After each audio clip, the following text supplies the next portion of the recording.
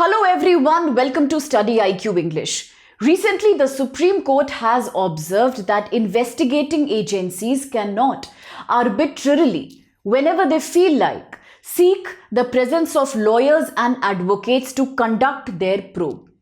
A bench led by Justice B.R. Gavi has issued guidelines to ensure that lawyer-client privilege relationship is not breached during criminal investigations and proceedings. That's because lawyers and advocates share a fiduciary and privilege relationship with their clients. By fiduciary, we mean the lawyers are bound to act in the best interest of their clients. And when we talk about privilege relationship, it means the relationship is and should be confidential.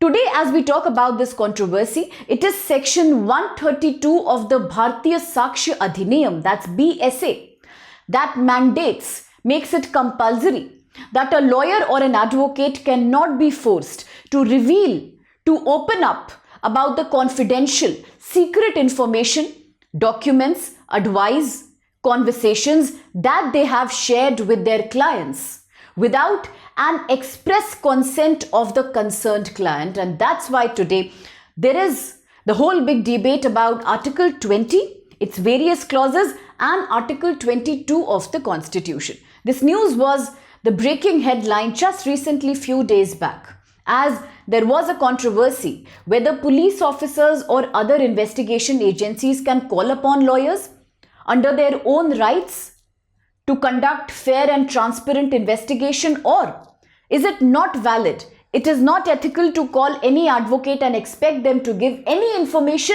which is associated with their clients, whether it was during the time of the contract or even after that. And that's why today we talk about the associated articles of the Constitution, that is Article 20 and Article 22. Now, Article 21 is in the news almost every day. Today also we spoke about it.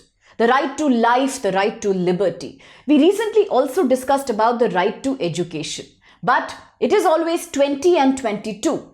From GS paper 2, Polity and governance, that become important for students to understand for UPSC. So let's come back to Article 20 of the Indian Constitution that provides legal protection to individuals who are accused of crimes and fairness in criminal justice. So do remember, when we talk about Article 20 of the Constitution, there is Article 20 Clause 1, that's Article 21, which says protection from retrospective criminal laws or ex post facto laws, which means no individual, no person can be convicted for an act that was not a crime during the time it was committed. So in backdate, in retrospect, you cannot punish a person for having done something once upon a time, when at that time it was not even considered a crime. That's important. Or you cannot give somebody punishment with regards to that. Penalties, punishments cannot be increased retrospectively, because back when the act was done, it was not even considered a crime, and that's Article 21. That is 20 Clause 1, not 21. That's right to life and liberty. Now, coming to Article 20, Part 2, it says protection against double jeopardy. Now, jeopardy usually we consider as danger, any threat. So here we mean that under Article 20 Part 2, no individual can be prosecuted, punished, held liable for the same offense more than once. That's why we call it double jeopardy. And when you look at Article 20 Part 3, it means protection against self-incrimination. You cannot force an individual who has been accused to give a statement against himself, to become guilty out of compulsion, even when in reality they are not. So which means no person accused of any crime, any wrongdoing will be forced to testify, give evidence, give a proof against themselves. Therefore, it also ensures that the person has the right to stay silent, and you cannot force them to go ahead and start giving a testimony against their own self.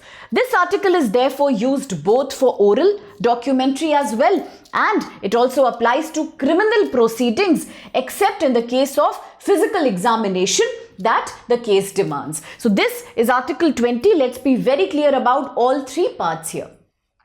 Every day, whenever we do the news analysis in the morning or as we try to study the legal aspects that are in the news, application of these articles become very, very crucial. And that's why when right now the controversy emerged whether lawyers can be called, they can be summoned, or whether they don't have to be summoned, it all started with Gujarat, where the controversy was created initially. We also need to understand how to apply these different articles together. Now comes Article 22, very important again, but it is very different from Article 20. Why? Because Article 22 deals with protection against arrest and detention in certain cases, and it is applied to both citizens as well as non-citizens. But what does this article say? This article says that, again, it is divided into three parts here that we'll understand, but broadly the article is about extending certain procedural safeguards to individuals in the case they have been arrested. So this gets invoked once a person has been arrested. It talks about the rights of people who are now in custody. And what does it say? Because it is coming into picture after the arrest has happened, this right is all about preventing arbitrary arrest and detention without proper cause. So Article 22 Part 1 says any person who is in custody will have to be informed about why has the person been arrested in the first place. That's important. Plus, the person cannot be denied the right to consult an advocate. Now, this is Part 122.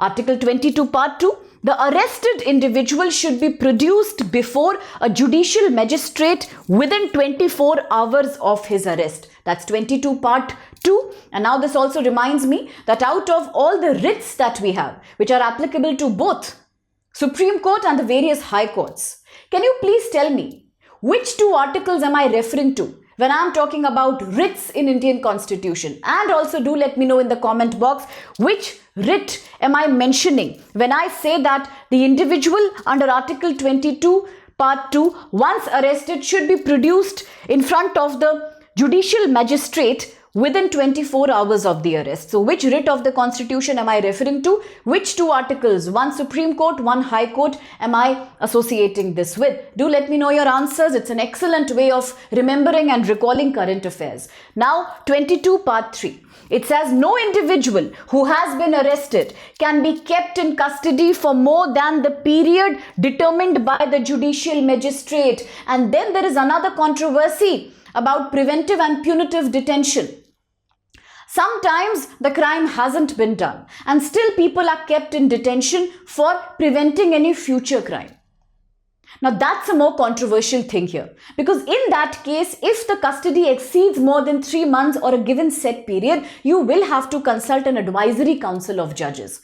And the whole idea of preventive detention was also in the news right now recently when protests were taking place in Ladakh. So not only preventive detention, not only Article 22, but also in the news we had the NSA, the National Security Act. Yes, we also had Article 371 and Schedule 6. So for the upcoming Prelims 2026, although I will revise it with you in the monthly current affairs section and in the daily news section, but do remember these points because they are very important. So now if we encapsulate the difference between Article 20 and 21, it's quite clear. Looking at 20, it applies to people who are accused of crimes. 22, it applies to individuals who are arrested or detained.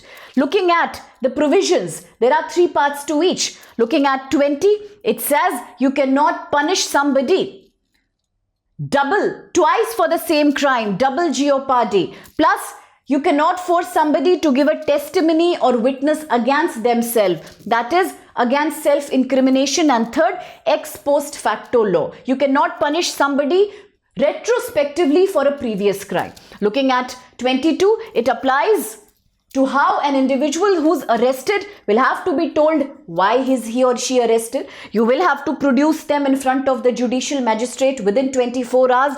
You will have to allow them the right to consult a lawyer of their own choice, and you will also see under this article that the detention period should not exceed a certain time limit set by the magistrate. So therefore, these are the broad differences between these two articles. Make sure you are very clear with them for the exam perspective. Do keep answering these questions that I ask you, and we can create a link between current affairs. You have any question, any perspective, do let me know in the comment box. And now quickly, the practice question for you. With reference to Article 20 and 22, look at the following statements. 1.